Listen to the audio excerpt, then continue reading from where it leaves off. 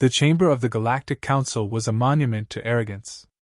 From a distance, the vast dome shimmered like a jewel against the black void, and within its walls gathered the most ancient civilizations of the known galaxy. Species that had ruled the stars for millennia regarded themselves as the guardians of order, arbiters of peace, and the final voice of law. Their words shaped the fate of worlds, and their laughter could erase empires.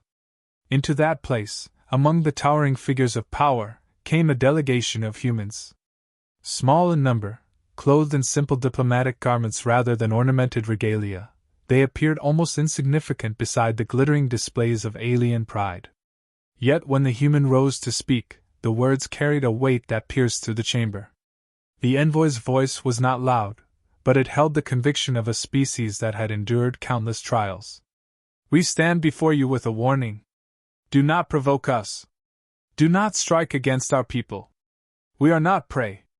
We remember those who harm us. If you raise your hand against humanity, we will never stop hunting you. Not until the last debt is paid. The words echoed across the chamber, translated into 100 tongues, reshaped into voices alien and strange, yet carrying the same unmistakable meaning, a promise, not a threat. For a heartbeat, silence lingered. Then came the laughter. It began as a ripple, then swelled into a chorus of derision. The serpentine emissaries of the Zyrek hissed in amusement, their scaled bodies shaking with mirth. The crystalline elders of the Tovari emitted high-pitched resonance, a mocking chime that reverberated like bells. Even the stoic Volar, a species who rarely revealed emotion, allowed themselves a low chuckle. The idea that fragile bipeds from a backwater world could make such a declaration was beyond absurdity to them. They compared humanity's history of internal conflict to the squabbles of children, seeing in it not strength but weakness. To fight each other so often, they reasoned, must mean humans lacked unity, discipline, and restraint. A few voices called for order, reminding the chamber that every new species deserved respect. But these were drowned out. The council had seen humans wage wars upon themselves, fracture into nations, and only recently stumble into the wider galaxy with technology that paled beside ancient star empires. What could they possibly do to civilizations that had ruled for thousands of years? The laughter was not merely at the human words, but at the very idea that such a species could grasp the scale of galactic politics. To the council, humanity was a curiosity at best, a nuisance at worst. Yet not all joined in the mirth. One figure remained still among the roaring chamber, the delegate of the Thirax, a species known for caution rather than conquest. Their eyes narrowed as they studied the human envoy. There was no tremor in the human's hands, no faltering in the voice, no trace of bluffing. Instead, the envoy stood in silence as the laughter cascaded around them, meeting every mocking gaze with calm, steady defiance. The Thirax whispered to their aide that there was danger in underestimating those who make vows with such certainty. But their quiet warning was lost in the din. When the laughter finally faded, the council moved on to other matters, dismissing the human words as little more than theater. Records of the speech were archived, filed away, buried beneath the endless bureaucracy of the chamber. To the ruling species, the event was a minor amusement, a strange performance to be recounted later as an anecdote. Yet the humans remembered every detail: the mocking tones, the dismissive gestures, the disdain that radiated from those who believed themselves invulnerable. As the delegation departed, one council member muttered that the galaxy had no time to fear the threats of children. But among the humans, the vow had been made, and it was not a threat that would fade with the cycle of the council's agendas. Humanity carried its warnings like it carried its scars, etched into memory, passed from one generation to the next. Where other species might forgive insults for the sake of diplomacy, humanity turned them into fuel. Where others might bow before overwhelming strength, humanity learned how to endure, adapt, and strike back.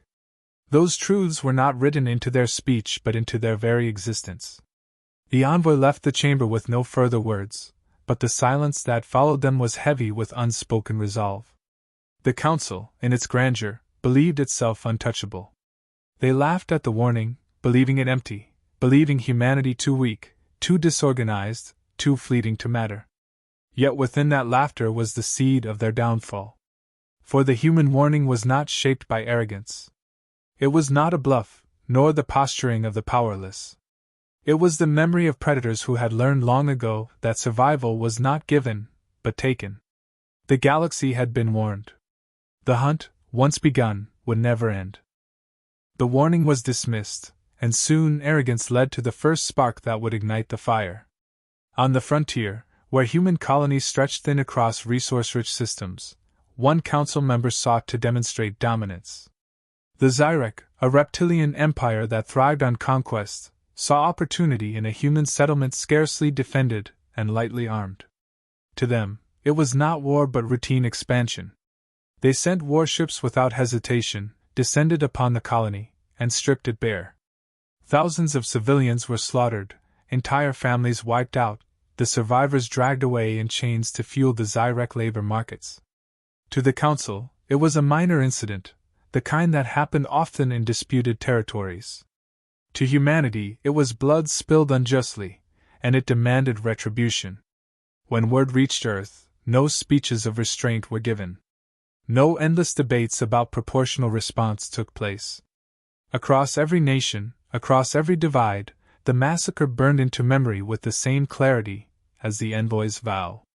Unity came not through treaties or fear of punishment, but through outrage. It was not a war of conquest they prepared for, it was a hunt for justice. Human fleets that had only recently learned to sail among the stars began to move with urgency. The first retaliatory strike was planned not with overwhelming force, for humanity lacked it, but with cunning. The Zyrek fleet that had celebrated its victory soon found itself stalked. They believed themselves secure, their technology superior, their weapons unmatched. But the humans had studied their routes, intercepted their signals, and turned patience into a weapon. When the ambush came, it was swift and merciless. In the cold silence of an asteroid field, human ships emerged with precision, cutting supply lines, jamming communications, and striking at weak points the Zyrek had never considered vulnerable. The battle did not last long.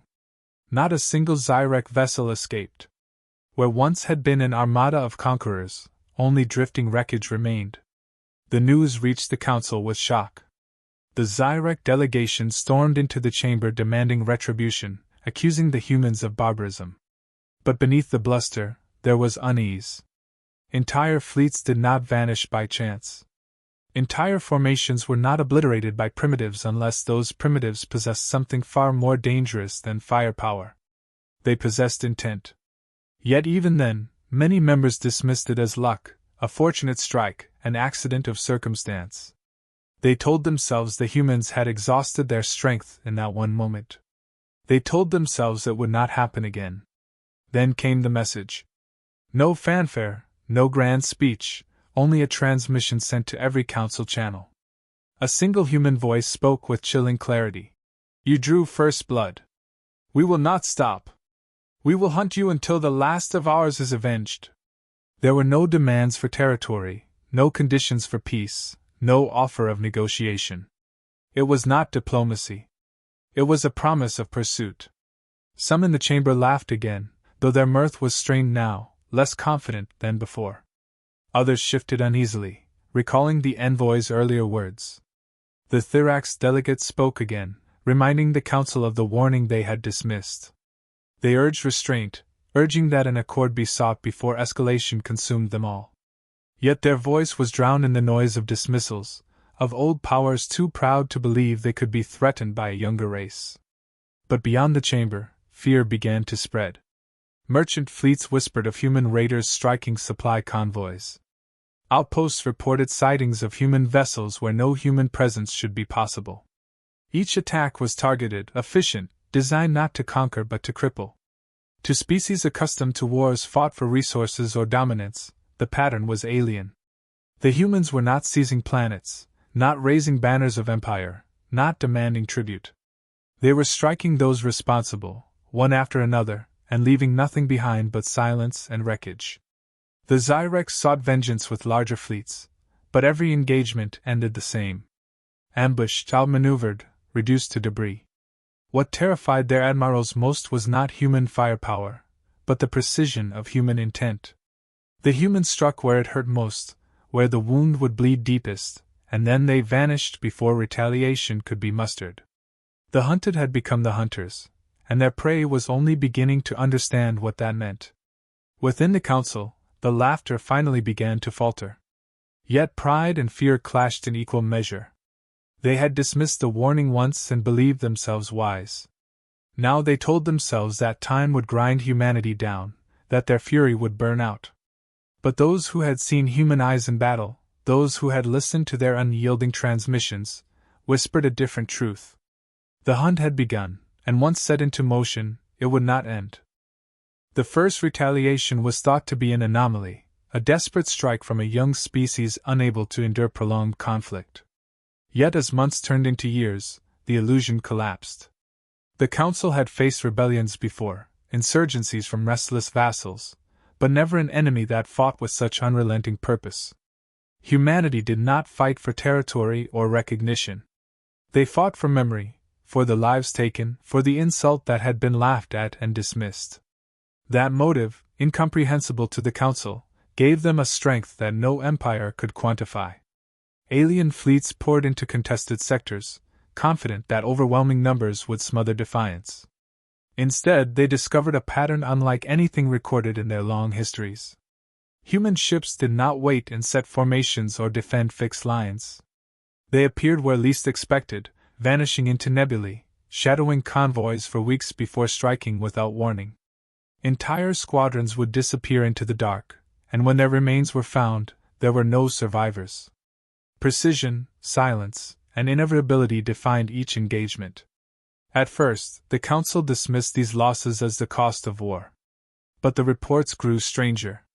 Captains spoke of human ships lingering at the edges of sensor range, never closing, simply watching. Prisoners described interrogation methods not to extract territory or resources, but to learn routes, command structures, and names of those who had ordered attacks on human settlements. The realization spread like a toxin. Humans were not waging war in the galactic sense. They were hunting, and the council itself was their quarry. Whispers spread among the lower castes of alien societies. Tales of humans who never slept, who could follow a trail across the void, who would cross generations to claim vengeance. Superstition turned into dread. For the first time in centuries, species who had believed themselves unassailable looked over their shoulders and wondered if unseen eyes were already fixed upon them. Fear gnawed at admirals who once mocked the idea of human retaliation. Now they scanned every shadowed corner of space, convinced death might emerge at any moment. The council convened again and again, each session more fractured than the last. Some demanded a unified offensive to crush humanity before the contagion of fear spread further. Others counseled caution, pointing to mounting losses and the psychological toll. The Thirax delegate once more raised the warning. They told us what they would do. They said they would hunt us. And now, that is all they do. But arrogance and pride drowned out prudence. Great empires could not admit that prey had turned predator. Meanwhile, humanity adapted faster than anyone believed possible. Each captured vessel was dissected, each prisoner questioned, each skirmish analyzed. Human engineers learned to turn alien weaknesses into advantages. Supply chains were cut with surgical precision, hyperlanes mapped for ambushes, and hidden bases established in places the Council never thought to search. Unlike the ancient powers, who relied on ritualized strategies, humans treated every engagement as a puzzle to be solved. And with every solution, their efficiency grew. The most terrifying realization for the Council came not from the scale of destruction but from the absence of negotiation. Every other enemy they had faced eventually sued for peace, demanded recognition, or sought tribute. Humanity asked for nothing. They issued no demands, no ultimatums, no terms. They struck, vanished, and struck again. It was as if the concept of compromise did not exist. For civilizations accustomed to diplomacy as the endpoint of conflict, this silence was unbearable. Admirals tried to bait the humans into decisive battles, but the humans refused. They chose the time, the place, and the method of every encounter. They left derelicts drifting in space, messages carved into hulls, recordings of final transmissions where alien voices cried out in fear before being silenced. These were not acts of cruelty for its own sake. They were signals, reminders that the hunt continued and would not stop until the ledger of blood was balanced. Among the common people of the Council worlds, the laughter that once echoed through the chamber became a ghostly memory.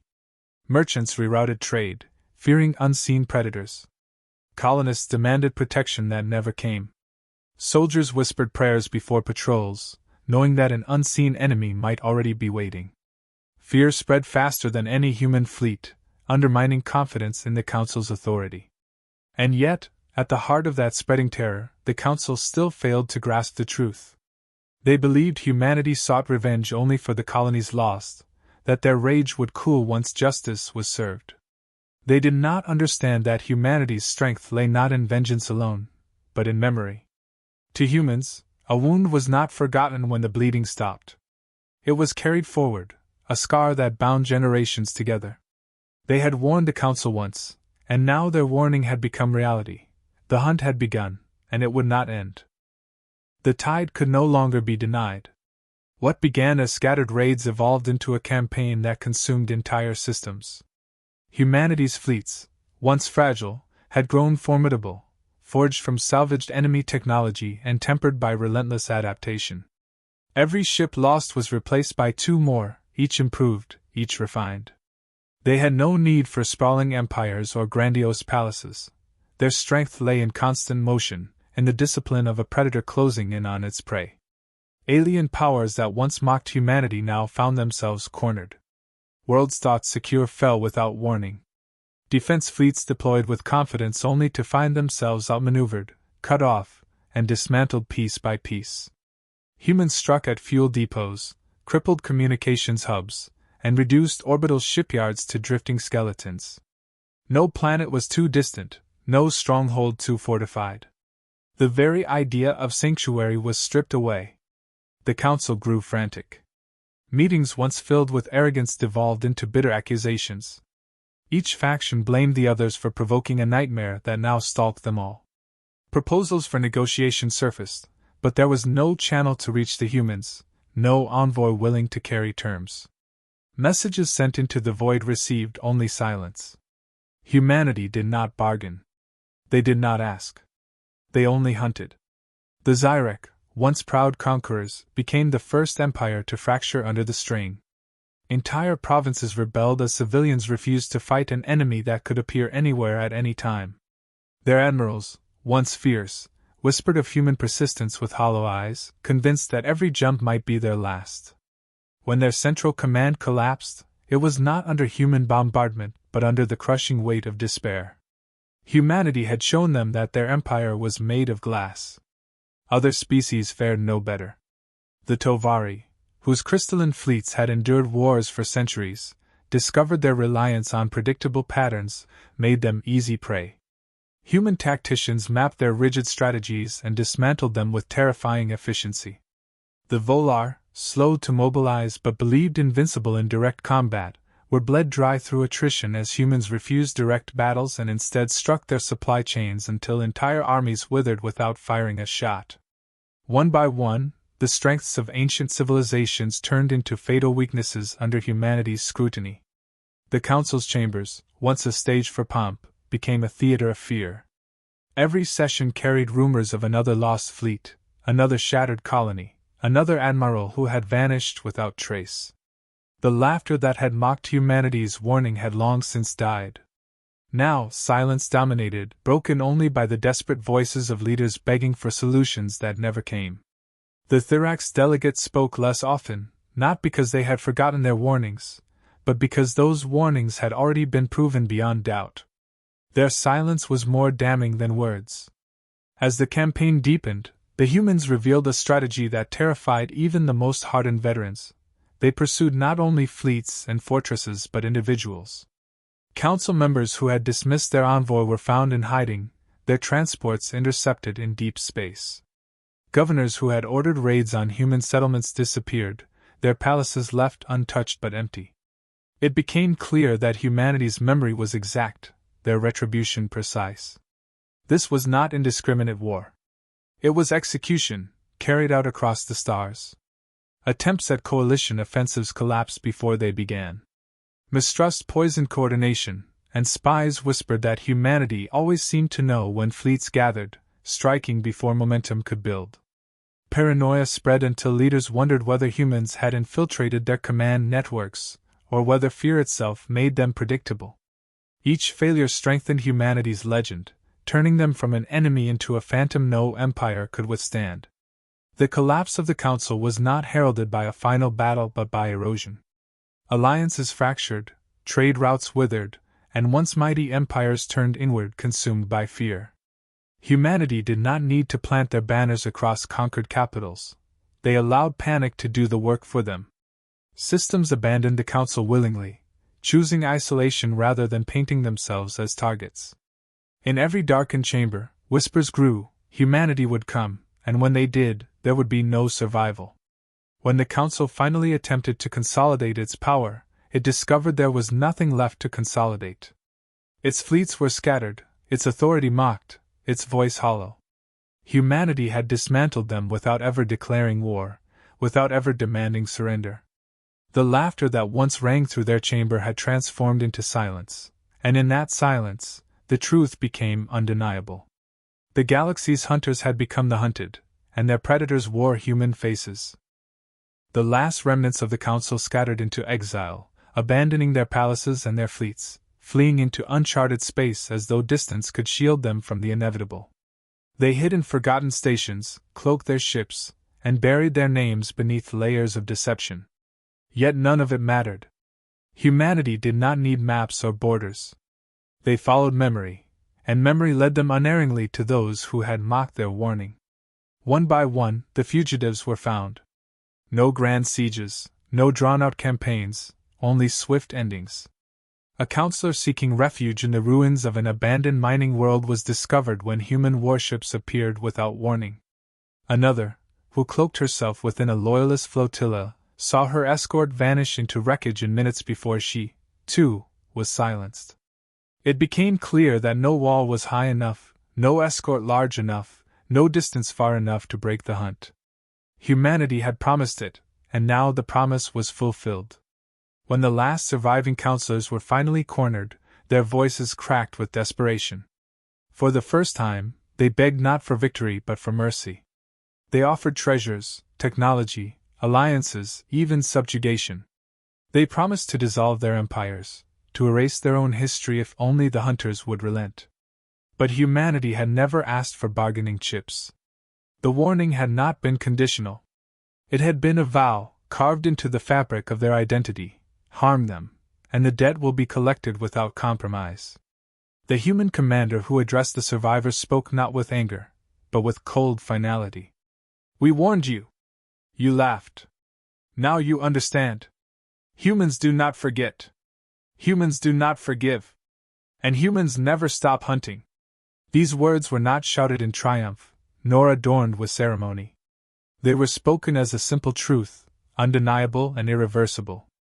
The counselors who once presided over the galaxy with arrogance now listened in silence, knowing their reign was over, their lives measured in breaths. What followed was not an execution but an erasure. The Council ceased to exist, its members struck from power, its symbols dismantled, its authority dissolved into dust. The galaxy's political order, once held together by the illusion of their permanence, fractured beyond repair. Empires that had clung to their protection turned inward, too fearful to expand, too afraid to draw the attention of the hunters. The Council's name, once invoked with reverence, became a curse whispered only in warning: never provoke the species that remembers. Among the ordinary worlds, stories spread faster than any fleet. Traders spoke of human ships moving like shadows, of enemies who disappeared without trace, of rulers brought low by a species once dismissed as insignificant. Legends painted humanity as specters of vengeance, relentless and patient, a force that could neither be bribed nor reasoned with. Fear hardened into respect, respect into myth. Humanity had no need to carve monuments. Their reputation alone reshaped the balance of the galaxy.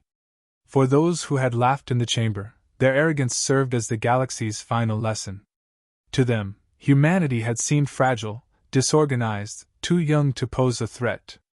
They had believed strength lay in ancient fleets, in vast empires, in the weight of history.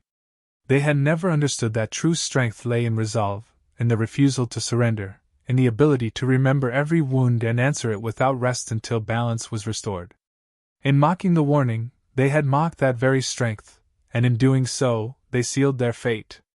When the last counselor's voice fell silent, a new quiet descended upon the stars. It was not peace, for humanity did not declare peace. It was not conquest, for they claimed no thrones. It was a silence born of absence, the void left where once had been laughter, where once had been arrogance. Into that silence came a single truth that echoed through every corner of the galaxy. To dismiss humanity's vow was to invite annihilation. The galaxy did not forget the fall. Centuries later, when new powers rose and old borders shifted, the story endured. Scholars recorded it, warriors studied it, rulers feared it. Every child in every distant world knew the tale, that a council laughed at a warning, and the laughter cost them everything.